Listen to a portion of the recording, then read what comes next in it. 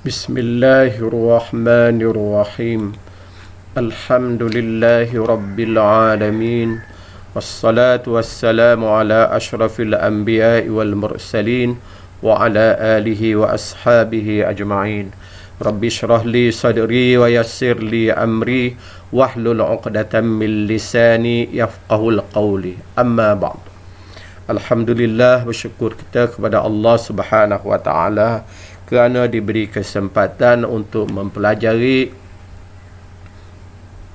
mata pelajaran balaghah yang menjadi muqarrar untuk peperiksaan CJ Tinggi Agama Islam. Kita mulakan pertemuan ini dengan membicara perkara yang berkaitan dengan qasr. Babul qasr. Mal muradu bil qasr? Al qasru lughatan huwa al habsu wa istilahan wa takhsis wa takhsis shay'in bi shay'in bi tariqin makhsus mislu la ilaha illallah la khaliqa illallah wa ma muhammadun illa rasul. Kita mulakan pengajian siri balaghah kita dengan tajuk qasr, dengan tajuk mengkhususkan sesuatu dengan sesuatu. Apakah yang dimaksudkan dengan qasr? Qasru dari segi bahasa ialah habsu, tahan, tegah ataupun kepun sesuatu daripada merebak ke tempat yang lain. Menahan sesuatu daripada merebak ke tempat yang lain.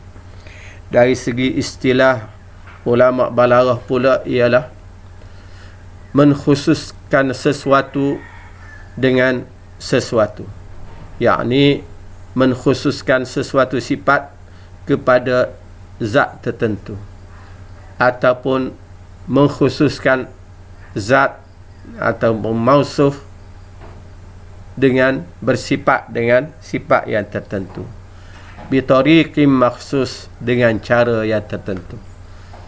Sebagai contohnya, la ilaha illallah, tiada yang memiliki sifat ketuhanan melainkan Allah Subhanahu wa taala sahaja. Yang berhak menjadi Tuhan hanya Allah Subhanahu wa taala sahaja. La khaliqa illallah, tiada yang memiliki sifat mencipta melainkan Allah Subhanahu wa taala. Hanya Allah yang bersifat mencipta sesuatu. Wa ma Muhammadun illa rasulullah. Wa ma Muhammadun illa rasulun. Tidaklah Nabi Muhammad sallallahu alaihi wasallam itu melainkan ia bersifat dengan sifat seorang rasul, di mana sifat Rasul sallallahu alaihi wasallam ialah sifat kerasulan ialah adanya kewafatan, adanya kematian.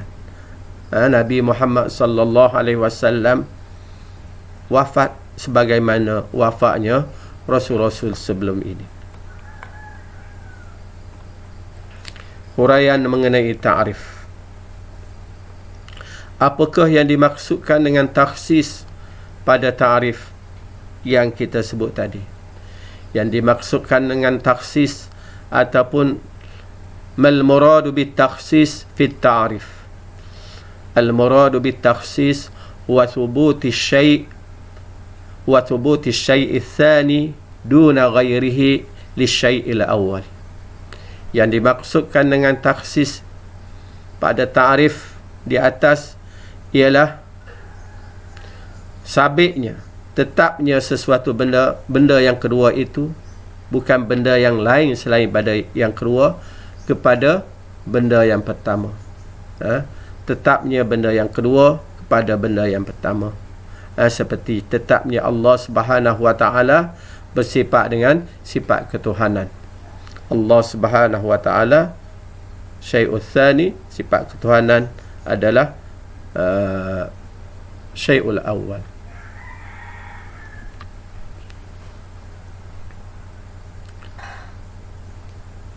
Kemudian mal muradu bi syai'il awal wa syai'ul tsani fi ta'rif.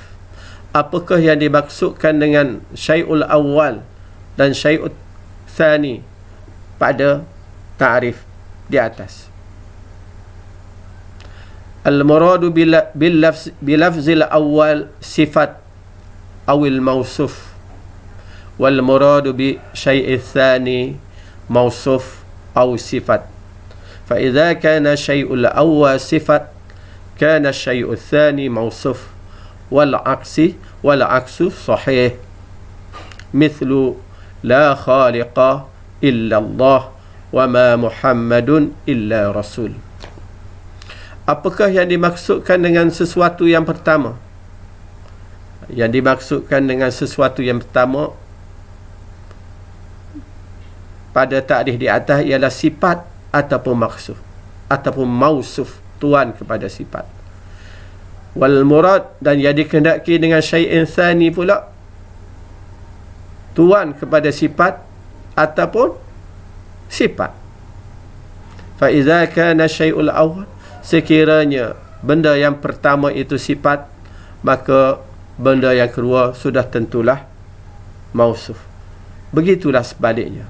Jika benda yang pertama itu mausuf, maka benda yang kedua mestilah sifat.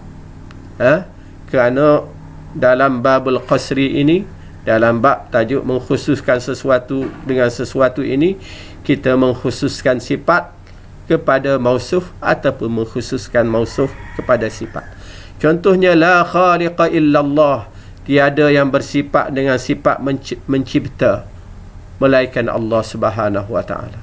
Benda yang pertama di sini ialah khaliqun. Khaliq adalah sifat, maka sudah tentulah benda yang kedua mausuf. Allah adalah mausuf. Wa ma Muhammadun illa rasulun, tidaklah Nabi Muhammad melainkan ia seorang yang rasul. Benda yang pertama di sini Nabi Muhammad sallallahu alaihi wasallam, ianya adalah sifat, ianya adalah mausuf, maka sudah tentulah benda yang kedua merupakan sifat, iaitu rasul, sifat kerasulan. Kemudian apakah dia yang dimaksudkan dengan tariqun makhsus pada ta'rif? Mal muradu bi tariqin makhsusin fi ta'rif. Al muradu bi tariqin makhsusin huwa istikhdamu ahadi turukit takhris, ahadi turukil takhsis fi jumlatil qas, mislu an-nafi wal istisna, innama al-'atf bibal أو بلكن أو بلا، التقديم ما حقه التأخير، التوسط ضمير الفصل وغير ذلك من طرق التخصيص. Apakah yang dimaksudkan dengan cara-cara mengkhususkan sesuatu kepada sesuatu, sebagaimana yang disebut di ta'rif di atas? Yang dimaksudkan dengan tariqul makhsus, ia mengkhususkan sesuatu dengan cara tertentu itu ialah istikhdam, menggunakan salah satu cara-cara mengkhususkan pada jumlah khasas, pada ayat mengkhususkan sesuatu dengan sesuatu. Contohnya, cara-caranya ada banyak, ada berbelah-belah cara mengikut ulama balaghah. Sebagai contohnya, kita menggunakan cara penafian, kemudian dikecualikan daripada penafian tersebut, ataupun dengan penggunaan innama, hanya saja, ataupun dengan penggunaan huruf ataf, bal, bahkan, akan, tetapi, la, tidak, ataupun mendahulukan benda yang sepatutnya duduk di belakang, tapi kita letak dia di hadapan, ataupun kita letakkan domirul fasl, letakkan domir dhamir yang mengasingkan di antara dua benda yang melazimi antara satu sama lain, ataupun cara-caranya yang lain lagi. Ada beberapa cara lagi. Itu sebagai contoh saja. Jadi yang dimaksudkan dengan cara tertentu di sini ialah seseorang itu menggunakan cara-cara yang disebutkan tadi dalam mengkhususkan ayat, dalam mengkhususkan sesuatu, bersifat dengan sesuatu. Baik. Taqyidut takhsis bi tariqil makhsus. Limadha quyida takhsis bi tariqil makhsus? Kenapa dikaitkan pengkhususan itu, mengkhususkan sesuatu dengan sesuatu itu dengan cara-cara tertentu?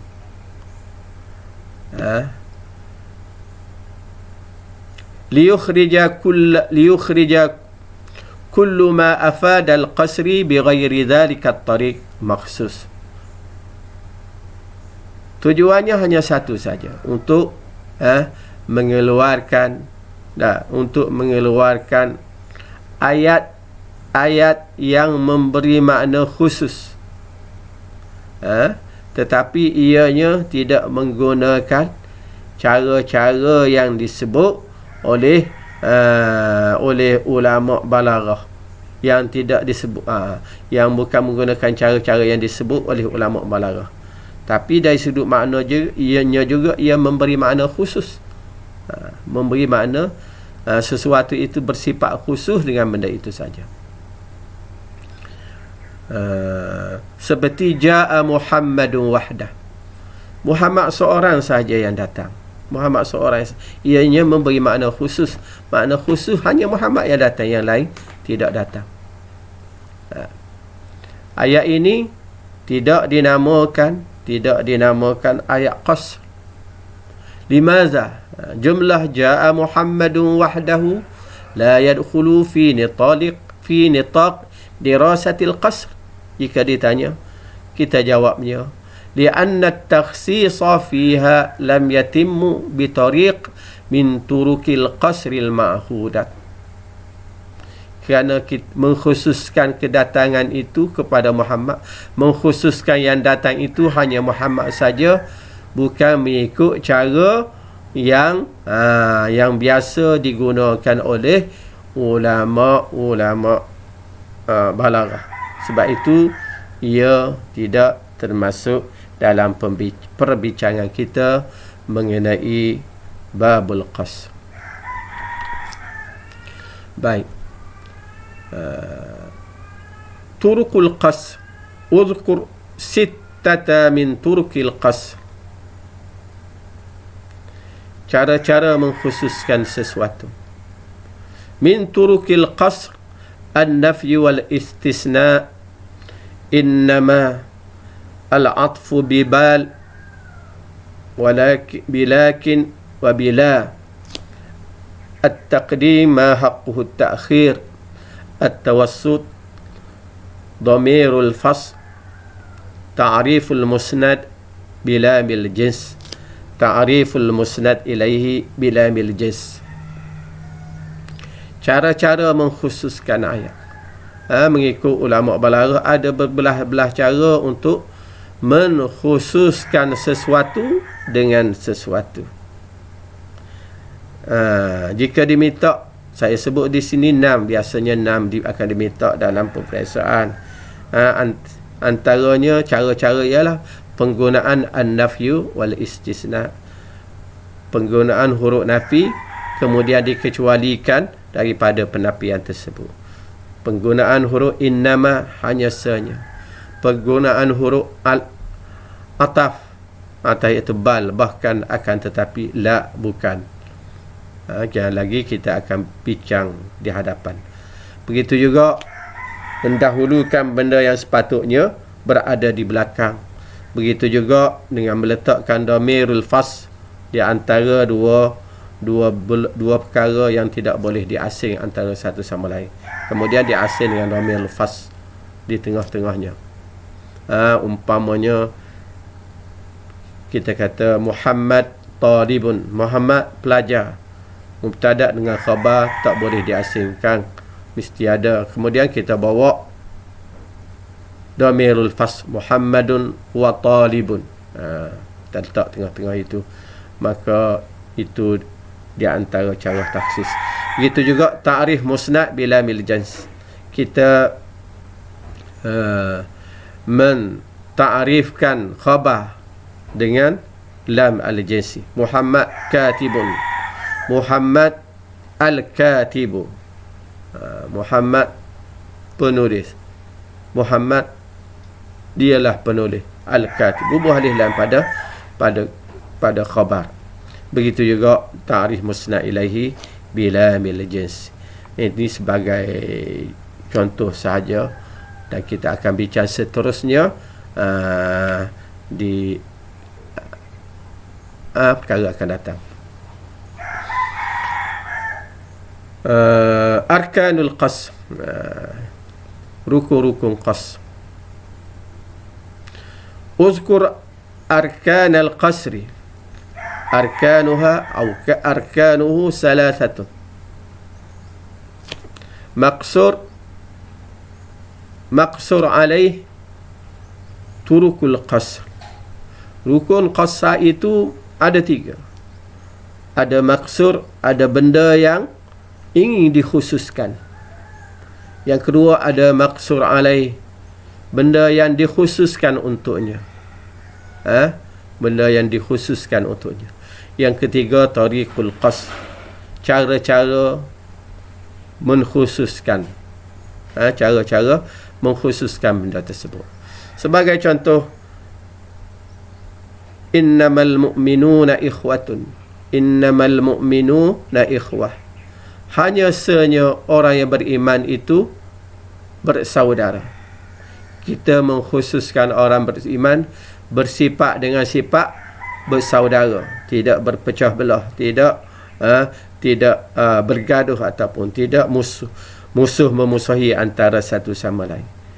Maksud di sini ialah benda yang nak dikhususkan itu siapa? Orang yang beriman. Dikhususkan untuk apa? Di atas perkara apa ia dikhususkan?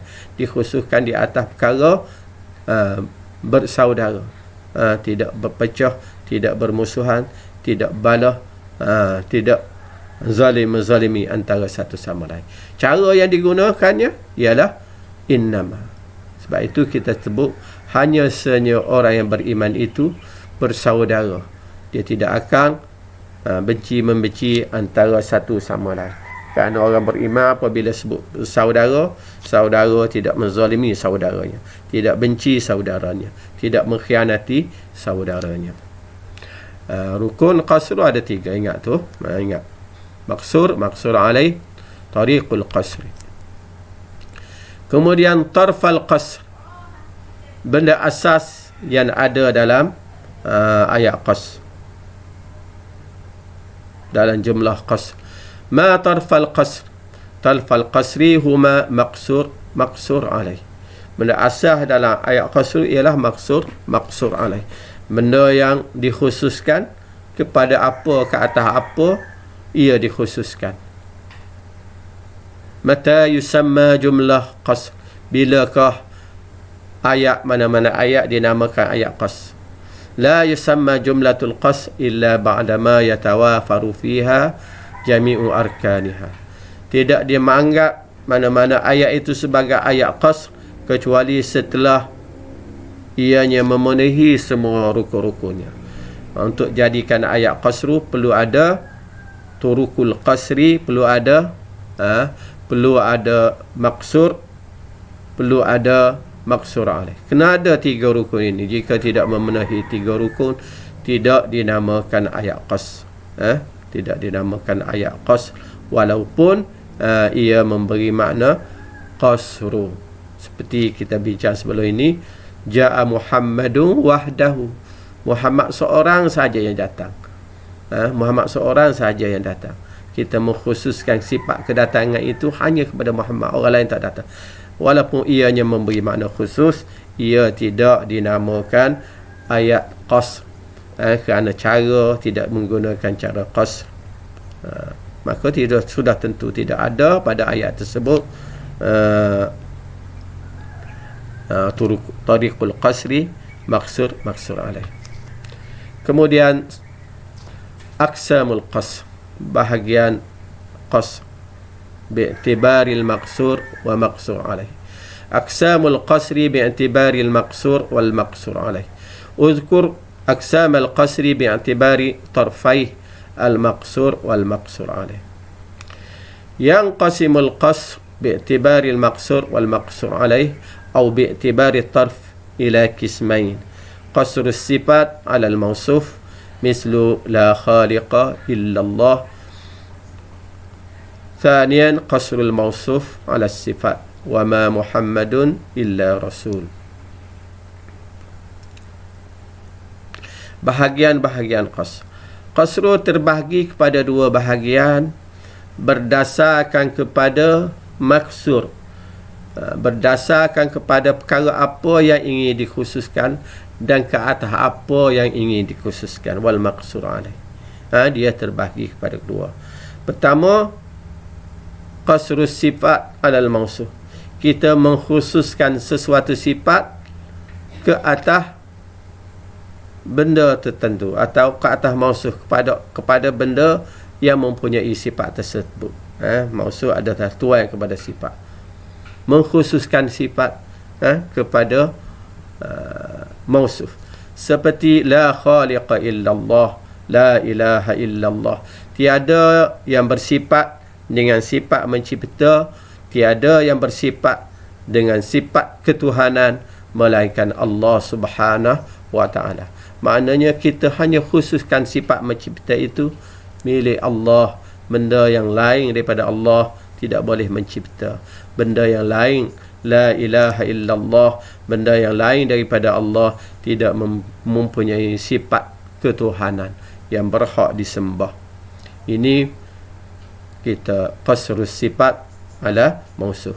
Oleh kerana yang disebutnya dulu sifat, maka ia termasuk qasrus sifat ala mausuf.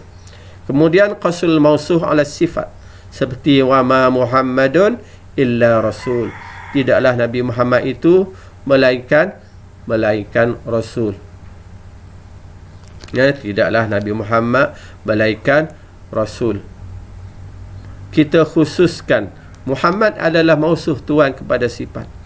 Kita khususkan Nabi Muhammad bersifat dengan sifat kerasulan, kerana yang disebutnya dulu adalah mausuf, yang kedua adalah sifat, maka ia menjadi qasrul mausuf ala sifat.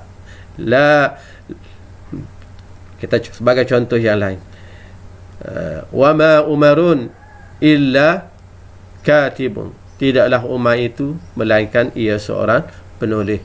Maka Umar itu sifat mausuf, sifatnya menulis, maka termasuklah ia dalam perkara mengkhususkan sifat, mengkhususkan mausuf ala sifat. Dalam bab mengkhususkan mausuf ala sifat, kerana yang disebutnya dahulu mausuf kemudian diikuti dengan sifat. Jika disebutnya dahulu sifat kemudian diikuti dengan mausuf, maka ia termasuk dalam qasrul mausuf, qasrus sifat ala mausuf. Baik, mal muradu bis sifat fi qasri sifat ala mausuf, apakah yang dimaksudkan dengan sifat dalam bab qasrus sifat ala mausuf? Al muradu bis sifat huna sifatul ma'nawiyah allati tadullu ala ma'na qa'im bi syai' sawa'un akana al-lafzu ad-dalu 'alayha jamidan aw mushtaqan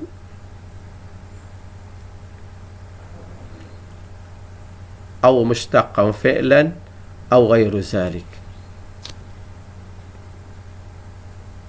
Yang dimaksudkan dengan sifat pada qasru sifat ala mausuf ialah sifat di sudut makna, yang berada pada sesuatu zat. Sifat di sudut makna yang berada pada sesuatu zat, bukan masuk sifat di sudut lafaz. Sawa'un akana lafzu, sama ada lafaz itu lafaz jami' ataupun lafaz mustaq ataupun lapah fi'il, mustaqan au fi'lan, ataupun selain, au ghairu fi'l, ataupun selain daripada itu, ataupun ia mustaq daripada fi'il ataupun selain daripada itu. Maksudnya sifat di sini ialah sifat di sudut makna, bukan sifat dari sudut lafaz sebagaimana yang dibincang oleh ulama nahwu. Ulama nahwu apabila sebut sifat, dia tak boleh lari daripada lafaz mustaq. Lafaz mustaq, perkataan pecahan, seperti isim fa'il, isim maf'ul, sifat musyabbahah. Ini dianggap wasfun, isim tafdil, mengikut ulama nahwu. Adapun masdar tidak dianggap sebagai kata sifat, tapi mengikut balaghah di sini dan dimaksudkan di sini ialah sifat dari sudut makna, bukan dari sudut bentuk perkataan, lapah perkataan. Kerana itulah kata kerja fi'il pun termasuk dalam sifat, masdar pun termasuk dalam sifat, mengikut yang dimaksudkan dengan qasrus sifat ala mausuh di sini. Jadi sekadar itulah dulu untuk pertemuan kali ini. InsyaAllah kita akan akan datang, kita akan bicara mengenai bahagian qasru berdasar kepada tujuan orang yang bercakap. Jadi Ustaz doakan semoga kita dapat manfaat daripada apa yang Ustaz beritahu sekejap tadi, dan Allah Subhanahu Wa Taala jadikan ia sebagai pahala kita untuk di akhirat. Aqulu qawli hadza astaghfirullah li wa lakum. Assalamualaikum warahmatullahi wabarakatuh.